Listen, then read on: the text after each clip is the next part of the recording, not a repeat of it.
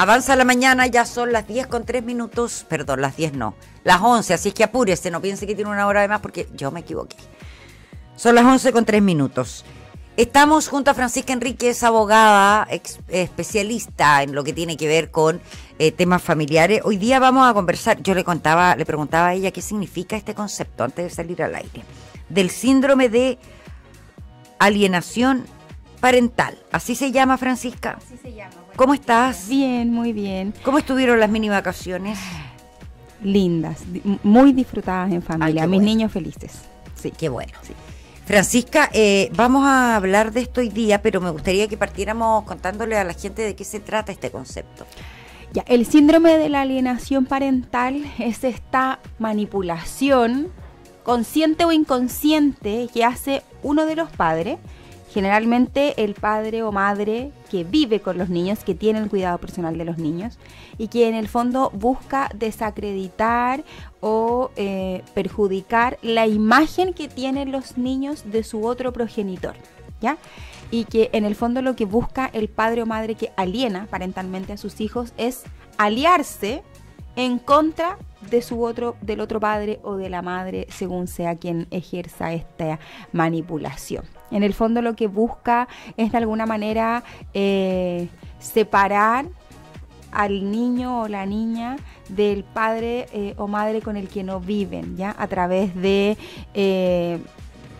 burlas respecto de su forma de manifestar su afecto, a través de, en el fondo, desacreditarlo, entregarle información, muchas veces no solo que no corresponde para los niños, sino que muchas veces información que no es verídica y que en el fondo lo que buscan efectivamente es manipular, insisto, consciente o inconscientemente a los niños para generar esta tensión con el otro progenitor y en el fondo generar un lazo, una alianza, digamos, entre la madre o el padre que lo ejerce. Voy a decir la madre o el padre, pero en esto también para ser bien concreta, lamentablemente se ejerce mucho más por las mamás. Es mucho más común, así como muchas veces hablamos de los papás, que son los que no pagan tanto pensión, también yo creo que hay que ser bien justa en que esto se ve mucho más en las mamás. Probablemente de manera inconsciente, probablemente sin la intención de causar daño en los niños, pero sí se ve mucho que utilizan a los niños de alguna manera para castigar al padre de sus hijos, ¿ya? Y eso...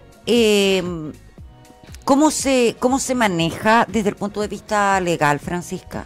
A ver, no hay hoy día en la legislación un reconocimiento expreso del síndrome de la alienación parental. No hay una ley o una norma en particular que se refiera, pero ya se viene tratando hace más o menos una década, un poco más, reconociendo la existencia como tal de este síndrome. De hecho, la Organización Mundial de la Salud lo ha definido incluso como una enfermedad que podría ser diagnosticado el síndrome de la alienación parental en los niños, ¿ya?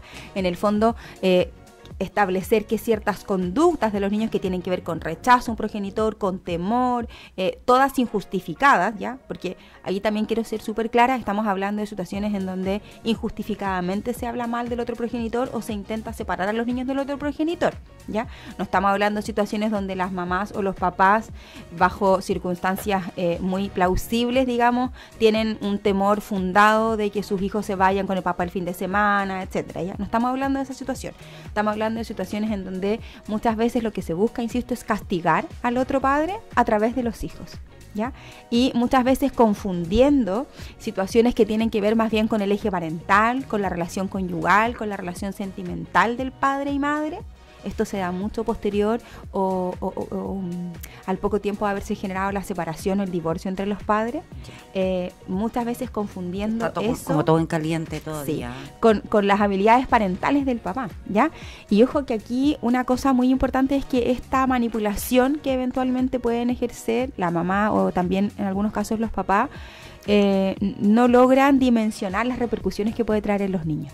Puede traer repercusiones en el ámbito emocional, en el aspecto de su desarrollo, en su autoestima, porque en el fondo, si un niño está recibiendo constantemente comentarios negativos respecto a uno de sus padres, en el fondo los niños también son producto o resultado de la mamá y del papá. Y si yo en el fondo estoy siempre desacreditando al papá, de alguna manera eso también implica una desacreditación de parte de lo que son esos niños, ¿ya?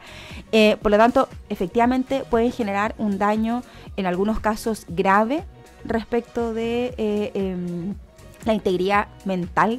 Exactamente, de los niños, pero claro. además es en sí una vulneración de sus derechos. Porque los niños tienen el derecho de mantener una relación directa y regular con el padre o madre, eventualmente con el que no viven. Y eso es un derecho de los niños. Y al ser un derecho de los niños, es un deber de ambos padres respetarlo. Y por lo tanto, si yo no respeto ese derecho o de alguna manera lo entorpezco, porque muchas veces dicen, pero yo no le pongo ningún problema cuando lo vienen a buscar, pero él no se quiere ir. Pero probablemente él no se quiere ir porque algo le han dicho. Exactamente, viene dado porque te vas a ir con tu papá, aunque tu papá es así, es asá, no hace esto, me hizo esto. Muchas veces entregando la información, insisto, que tiene que ver más bien con la relación de los papás, relación sentimental, amorosa, matrimonial, que no debiera estar no debiera ser oída por los niños, no es apropiada para ello. Pero también muchas veces con acusaciones que incluso en algunos casos llegan a ser acusaciones a veces muy graves, incluso de abuso sexual, a sabiendas que eso no es real, ¿ya? Con el único objetivo de separarlo. Hay un tema bien complejo, más allá de que haya una parte de la pareja o de la expareja que salga perjudicada, sino que me da la impresión de que cuando es tanto esto se va obviamente internalizando en los niños que aspiran como esponjita. Entonces llegará un minuto, me imagino yo, de la infancia, de la adolescencia o incluso de la adultez, donde tienen que buscar recuperar las confianzas con ese progenitor. Sí.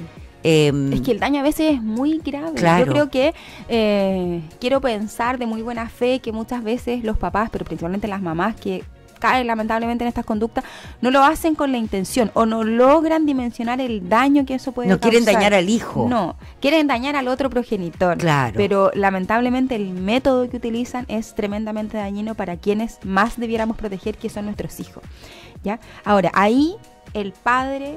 en este caso yo digo el padre porque es la mayoría de los casos, y prejuicio que también hay unos casos en que son los... Como cuando hablamos del no pago de la pensión alimenticia. Hay que ser justo claro, en quienes, en este caso el padre que de alguna manera está siendo víctima está siendo perjudicado con esta alienación parental que puede estar haciendo la madre, tiene que, en definitiva, yo siempre les digo, tienen que seguir, no pueden en el fondo rendirse ante esto, porque en el fondo los niños tienen que tener la posibilidad de contrastar lo que me dice la mamá con la realidad que vivo con mi papá. Si mi mamá me dice que mi papá es súper descuidado, que no me quiere, que no le importo, pero el papá lo va a ver todos los fines de semana, lo va a buscar a la misma hora, lo cuida, lo protege, se divierten, se preocupa por sus tareas, etcétera. En el fondo ese niño tiene la posibilidad de, independiente de lo que la mamá le diga, ir contrastando la realidad de lo que él ve, de lo que él vive, con la información que le están entregando. Pero si ese papá, de alguna manera, porque también entiendo a mí me ha pasado tomar causas de varios papás que también en algún momento se sienten muy superados por las actitudes de las mamás. Algunas veces súper restrictivas de la relación directa y regular. A ver, las mamás también, yo siempre lo comento, insisto, como es un derecho de los niños relacionarse con el padre, los papás tienen el deber de respetar ese derecho. No basta con decir, si él lo quiere venir a buscar, que se lo lleve. Los papás deberíamos fomentar ese derecho. O sea, si yo sé que a mi hijo lo vienen a buscar hoy día a las 4, decirle en la mañana, oye, nos vamos a preparar porque hoy día te viene a buscar tu papá, vamos a arreglar tus cosas, que qué rico que vas a estar con él, ojalá lo pasen bien, podrías llevarte esta tarea para que la hagas con el papá. O sea, es misión de los papás fomentar el vínculo afectivo de los niños con ambos progenitores, porque es un derecho y porque es sano para ellos, porque es lo que corresponde. Por lo tanto, no basta con decir, yo no tengo problema en que lo venga a buscar, pero el papá llega y el niño no tiene lista sus cosas, no se ha bañado, todavía está en pijama, no tenía idea que el papá iba a llegar, o derechamente el niño no se quiere ir y la mamá tampoco colabora mucho en el proceso. Insisto, quiero ser súper clara en esto, estoy hablando de las situaciones injustificadas, ¿ya? Porque evidentemente si la mamá se separó del papá porque el papá era abusador, tenía abuso de consumo de alcohol, era maltratador, estamos súper justificados. Son como justificadas las aprehensiones, obvio, claro. Estamos hablando de situaciones donde no es así, donde probablemente Hay una molestia por una eventual infidelidad, por ejemplo. Oye, Francisca, este tipo de situaciones, de conductas, de cosas, ¿pueden ser mencionadas en un juicio, por ejemplo, Sí, por el supuesto. cuidado personal? Ya. Por el cuidado personal, pero también es una vulneración a los derechos de los niños y por Ya. lo tanto el padre puede denunciar o requerir al tribunal de familia una medida de protección en favor de los niños, una medida que en el fondo busque determinar primero a través de profesionales que efectivamente las conductas de los niños dicen relación con una manipulación, con comentarios que han sido instalados en el niño, que no han nacido desde su propio razonamiento de acuerdo a su edad, a su madurez, etcétera, pero que han sido instalados por terceras personas, a veces por las mamás, a veces por los abuelos. Ah, ¿ya? también, claro. A veces pasa, ¿ya? En el fondo los niños no es que naturalmente tengan un rechazo, un temor de estar con su papá, sino que tiene que ver con lo que han escuchado. A veces no se lo dicen directamente, pero tampoco tienen la precaución de que los niños no estén escuchando. A veces yo estoy conversando en la cocina con una amiga del papá de mis hijos, pero mi hijo está ahí al lado haciendo una tarea y está escuchando todo lo que yo estoy diciendo. Y a veces con malas palabras, a veces con calificativos negativos, y eso los niños lo escuchan. Tanto, efectivamente, cualquiera de esas situaciones puede considerarse una manipulación respecto de ello. Y insisto,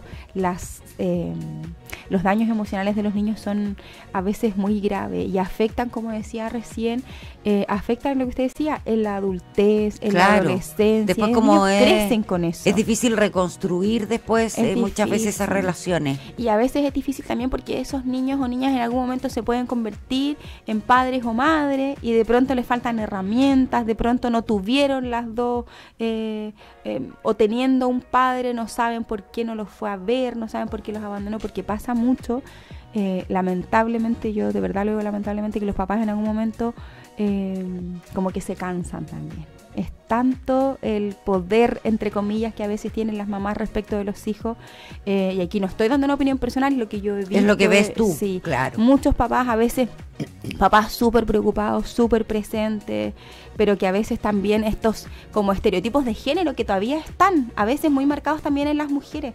Las mujeres todavía hay algunas que tienen la idea de que porque soy la mamá y punto.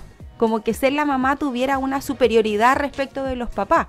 Y en el fondo no, los papás quedan así medios indefensos porque la mamá no quiere y no me lo pasa y no lo puedo ver y intentan, buscan y a veces sienten que se les cierran las puertas, a veces sienten que los niños efectivamente se alinean mucho con la mamá.